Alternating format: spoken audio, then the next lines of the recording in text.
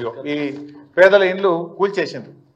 ఇప్పుడు ఈ ఇండ్లకు మరి ఇప్పుడు డబ్బులు ఇవ్వాలంటే కూడా ఆ ఇల్లుని ఎట్లా ఎస్టిమేట్ చేస్తావు? How do estimate these houses? How will you compensate these poor people? వీళ్ళకి ఎవరు బాధ్యత? ఇప్పుడు మూసీలో కూడా చూసిండ్రు పైసాబ్. ఇప్పుడు సన్నాయి నొక్కులు నొక్కుతున్నారు మళ్ళా ఏమని, లేలే అనుమతులు ఇప్పుడు ఇల్లు కూల్చాం, ఇక కొత్తవి మాత్రమే కఠనీయం అంటుండ్రు. మరి కూల్చిన సంగతి ఏంది చెప్పాలి కదా హైడ్రా కమిషనర్, చెప్పాలి కదా ముఖ్యమంత్రి.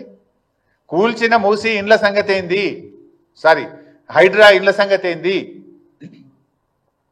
నాకు ఇంటికి అన్ని అనుమతులు ఉన్నాయి అని కుయ్యో మొర్రో అని మొత్తుకున్నా, కాళ్ళ మీద పడి వేడుకున్నా, రోడ్డు మీద పడి గిలగిల కొట్టుకున్నా కనికరం లేకుండా పేదల ఇండ్లు కూల్చింది కదా హైడ్రా పేరిట.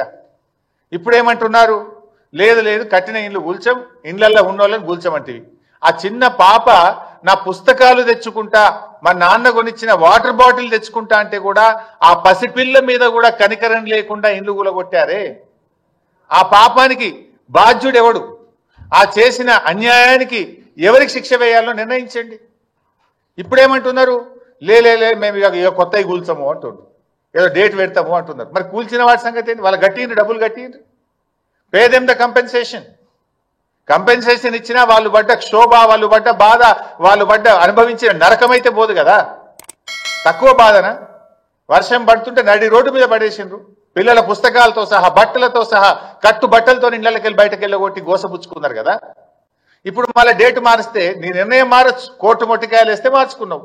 కానీ ఆ పడ్డ క్షోభకు ఎవరు బాధ్యత వహించాలి? ఆ పడ్డ బాధకు ఎవరు బాధ్యత వహించాలి? ఆ కూలిన ఇల్లుకు ఇలా కంపెన్సేషన్ ఇచ్చి వాళ్ళని కాపాడుకోవాలన్నా వద్దా?